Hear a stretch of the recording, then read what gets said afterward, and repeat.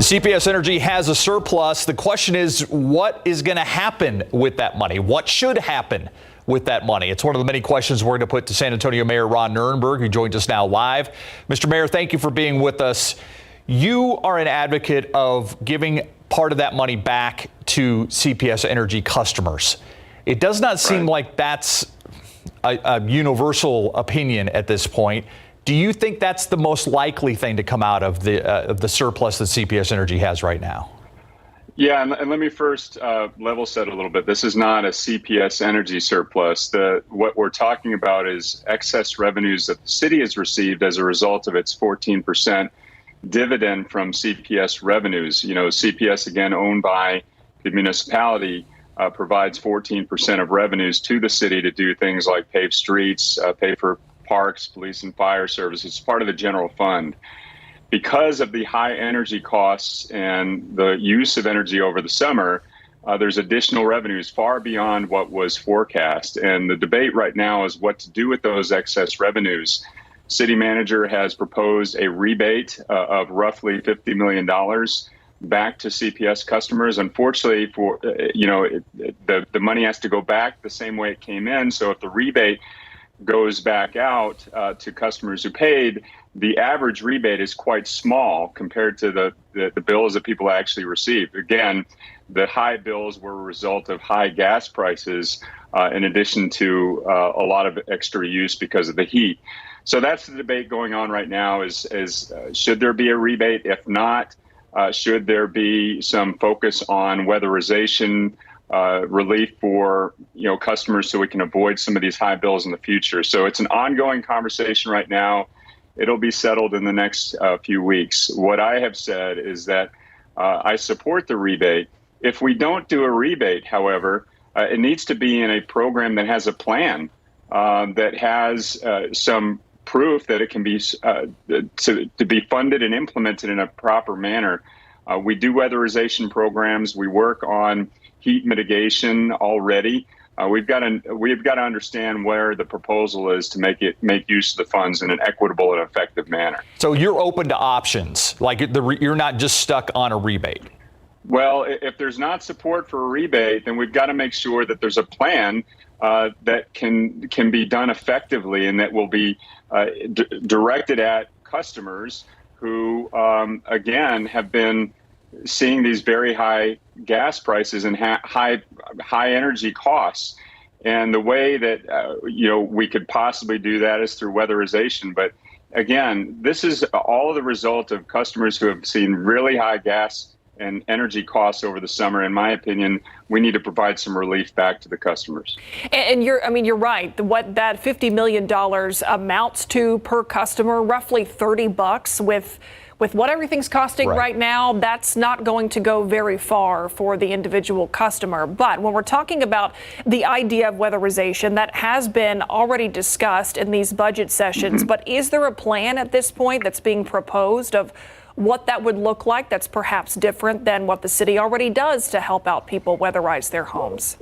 What I have heard folks discuss, and you heard that again today, is things like what the STEP program, the Saving Tomorrow Energy program, does for the city, does for the community. We fund a STEP program. In fact, the second phase of STEP was approved by the city council just a few months ago that will provide money for weatherization and other heat and energy demand mitigation programs. So in my mind, we've got some programs in place that already effectively do what has been proposed. Question is there enough money in those programs to make it effective? That question has not been answered. So at this time, what I would like to see happen is relief for the ratepayers. Even if it's not, it doesn't amount to much on average, at least it's ratepayer relief that, again, folks deserve. We've seen very high prices over the course of the summer. We know what inflation has meant to the average family. We need to find ways to help with that relief. Speaking of CPS Energy, the acting CEO, Rudy Garza, is in contract negotiations reportedly. That's what we've reported. He took over for Paula Gold-Williams in obviously a very tough situation with the February winter outages and things like that going on. Are you supportive of him being given the permanent title? I am. And last, the CPS Energy Board had a meeting to get an update from the personnel committee about how the search is going. And part of that process is to develop a profile of who we want to see based on community input and what we've heard from, the community over the last 10 months, who we want to see in the role permanent for CPS Energy. And, in my mind, the characteristics and the skill set of the person that we are trying to see at the helm of CPS Energy has been exemplified in Rudy's leadership over the last 10 very difficult months. He took over the utility at a very difficult time, has helped to steady the ship, and has really helped to start the reemergence of CPS Energy to what it once was, which is the elite, one of the best, if not the best, municipal energy companies in the country. That's our vision for this company, and I think Rudy is on his way to achieving it. The Labor Secretary was in town yesterday, really applauding a San Antonio program ready to work, really an effort to get people back on their feet in terms of job training and in career pathways, especially after the pandemic. So to have somebody from the national level looking at San Antonio as a potential model for other places, what's that mean for you in terms of implementing this program over, 2 pretty tough years? Yeah, well, we've seen the devastation that the pandemic has wrought across the country, and here in San Antonio included, the job loss and the income impacts that it's had for San Antonio families. We are not unique. This is happening all across the country. And in fact, the pandemic only worsened conditions that were here before. So this job training program, Ready to Work, which was approved by 77% of San Antonio voters, has launched. It's 3.5 months old at this point. We've already had over 5,400 applications. So this is needed. Having the Secretary of Labor from the U.S. come down and see the program and laud it the way he has and say that it's a model for the rest of the nation is really credibility to our approach. It doesn't mean by any stretch that we're done yet. There's a lot of hard work that continues to go in the program to make sure it's successful. But it is affirmation of the approach that we've taken, and one more proof positive that San Antonio is a model for the rest of the country as we work on these recovery programs. So it was great to have him in.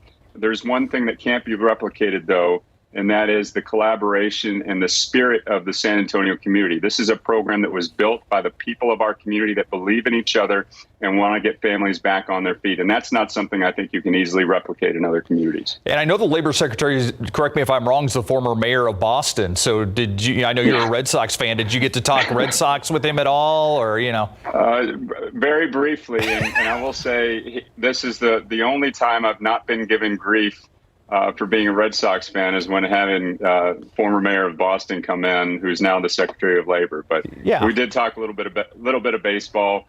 It's not been a good season for the Red Sox, so it was a short conversation. That's what I was going to say. Misery loves company, so I'm glad you had somebody you could vent to. Yeah, for sure. But it was great to have him in, and we can commiserate, hopefully, on college football here pretty soon. But we have a lot to share in that regard. It's going to be a good season for the Roadrunners. So we're on the football season at this point. That's right. Go UTSA. Thank you, Mr. Mayor.